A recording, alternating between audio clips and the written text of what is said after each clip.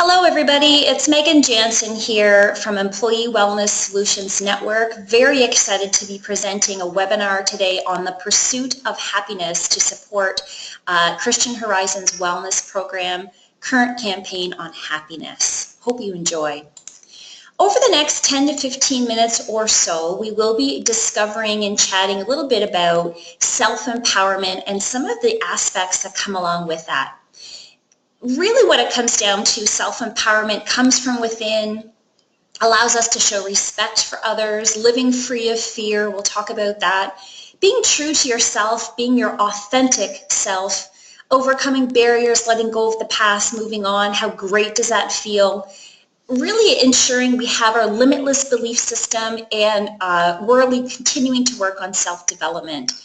Really what it comes down to, the self-development and self-empowerment piece, do go hand in hand with respect to the whole happiness principle, the pursuit, what we want to achieve, what we want to get out of life. I love this quote: whether you think you can or think you can't, you're right, as per Henry Ford. Did you know that 77% of our self-talk is negative, counterproductive, and self-defeating? I mean, we've all been there. We've all said some nasty things to ourselves, I'm sure, and sometimes we start to believe those and start to feel bad about what we've felt or what we've thought. I love this. I think there's something wrong with me. You want to know what's wrong with you? What? You think there's something wrong with you. You know what? When it comes down to the subconscious mind, really doesn't know the difference between the statement of I am who I am or I have something wrong with me. The end result is we start to become the result of what we constantly say to ourselves and to others. And that really does come down to, how do we turn that around? How do we turn our negative self-talk into positive self-talk? Zig Ziglar states, you are the most influential person you will talk to all day. How positive is that? You know, when we really take a look at how we talk to ourselves, our self-talk, how can we turn that around? You know, sometimes we get into these thought traps, and these thought traps can be self-sabotaging. Things that, you know, we start to believe. So it really poses the questions, where do our beliefs come from? Why do we believe what we believe?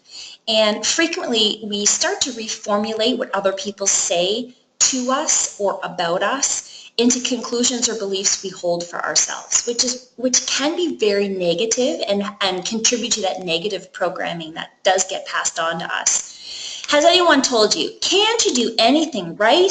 This may translate in your mind to, oh, I'm ill-equipped, there must be something wrong with me, I blew it, they'll reject me, that girl just hates me, and oh man, I failed. The picture on the bottom, one of the challenges sometimes people have when they start to get on a nutrition plan or a wellness a journey, and they start a diet, and they start to consume things that they probably quote unquote shouldn't consume, and those self-sabotaging feelings can certainly play. I failed, I blew it, I'm really not equipped for this. So these are all things that can really lead to severe physical and emotional consequences. And everybody has these. What do you do about it? The first thing you want to do is, when you start to have these self-sabotaging negative thoughts, you envision a stop sign in front of your face. Stop that chain of negative thinking. Stop that chain of negative programming, because it's not true. So if you can start to visualize literally a stop sign in front of your face, when you start to think negative thoughts, it can really put a turn to positive thinking, and which we'll get into. I love this. Fear has two meanings. Forget everything and run, or face everything and rise. The choice is yours. How great is that? You know what? When it comes down to our belief system and what we're afraid of, and our self-limiting thoughts and beliefs, how do we get pushed past that? You might remember the movie, The Pursuit of Happiness with Will Smith. When people can't do something themselves, they're going to tell you that you can't do it. You want something? Go get it, period. I want to interject with a personal story at this slide. I'm a business owner, been a business owner for 14 years. And I was told I couldn't do it 14 years ago. And one of the things that I chose to do is believe in myself, believe in what I wanted, and I went to work and did it. And initially, those self-sabotaging negative thoughts crept in. Self-doubt, can I do this? Am I worth this? Are you sure I can do this? But then it turned into something great and grand, and it did turn out the right way. It's really putting those self-limiting beliefs on the back burner, bringing that stop sign to the forefront of your mind and turning your thought process around. It really comes down to some positive thinking, the power of positive thinking. Everything you want is on the other side of fear, from Jack Canfield. There was a fantastic podcast from Will Smith, and unfortunately this webinar will not show it, but I am going to provide this for you to take a look at. It's a video of Will Smith discussing his nerves, his self-limiting beliefs on skydiving.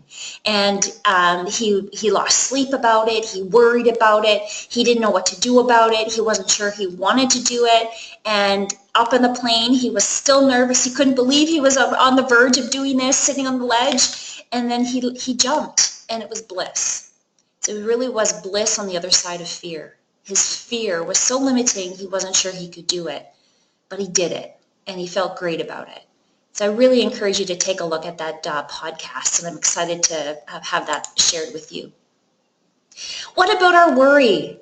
Most of us worry about things that we probably shouldn't worry about, and it does become self-sabotaging in some of our thoughts. It starts to bring in those negative thoughts a lot more so than our positive thoughts. So really, what do we focus on? On the left-hand side, you'll see a circle of influence, bottom you'll see circle of concern.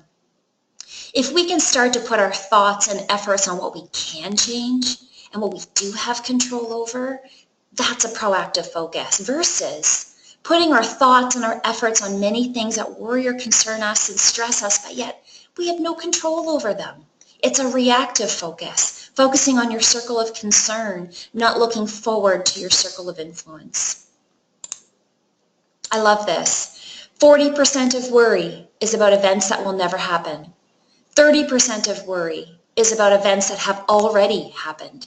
22% of worry is about trivial things. 4% of worry is about events we can't change.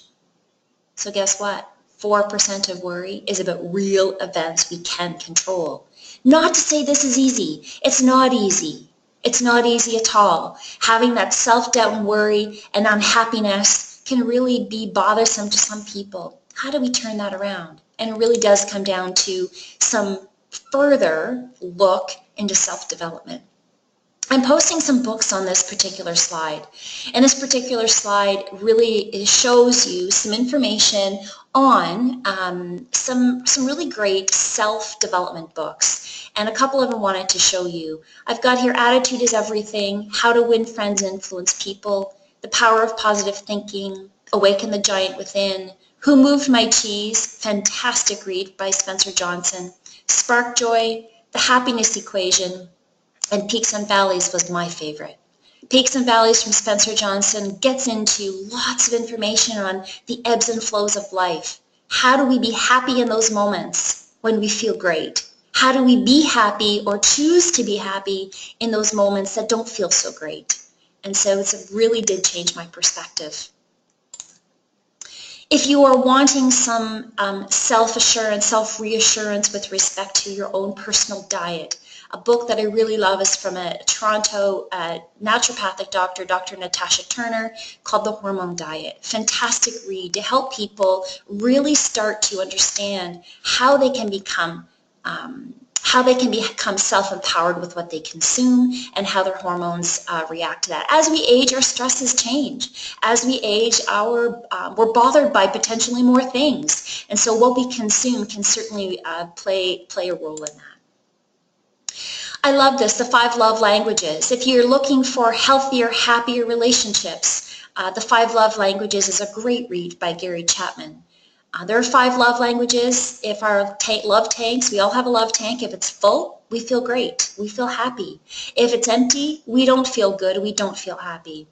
We really want to start to look at how can we empower our relationships so we not only feel love, but we give love. And there are 5 ways in which we can do that. Acts of service, doing kind things for somebody. Physical touch, hug, touch, really showing affection. Quality time, spending time with somebody that you love. Words of affirmation, compliments, verbal cues, receiving gifts, giving and receiving the beauty of a gift to show your love. Really great read for empowering relationships, empowering healthy, happy relationships. Here is a challenge for you. I encourage you to get a happiness jar. It's called the Happiness Jar Challenge. Write down something that made you happy every day for a year. Then open the jar and read about all the amazing things that happened to you. It's a really, really great example of taking a look at all of the positive things that happen over the year, not the negative. We always think of the negative things over the year. But if we're able to include lots of things that happen in our favor, lots of happy things, happy moments with family, with work, with colleagues, it's a really great feel-good jar. It's called the Happiness Jar. I really encourage you to continue to try it. The other thing you can do is create a worry board. This is my worry board. Top left-hand corner, I worry about social media. I worry about not knowing how to do certain things on social media. I worry about rejection. See that gentleman holding the word no. I worry about my kid's future. I'm from New Brunswick, I worry about my brother. He's severely mentally ill. He's been like that for 20 years. He's been through a lot in his life. He's been through addictions and gambling and drugs, and we're still praying that he will come out of it, and it's certainly something that I worry about constantly. There's also a worry about a new business venture, business plan that we're currently creating. So there's lots of worry, and we all have worry, but create this worry board and then rip it up. Rip up your worry board, and then create a vision board. So this is a 6 by 8 foot wall in my home office. I have lots of different things on this board, different things that I want in life, different things my family wants in life, different things for business, for work, for friends, for home renovations, etc. Lots of interesting things on this board. So create a vision board or a vision book. Really, it provides a really great resource for you to put pictures to your words or pictures to your thoughts of what you really want. These are really ways to stay self-motivated, self-empowered, and overall happy.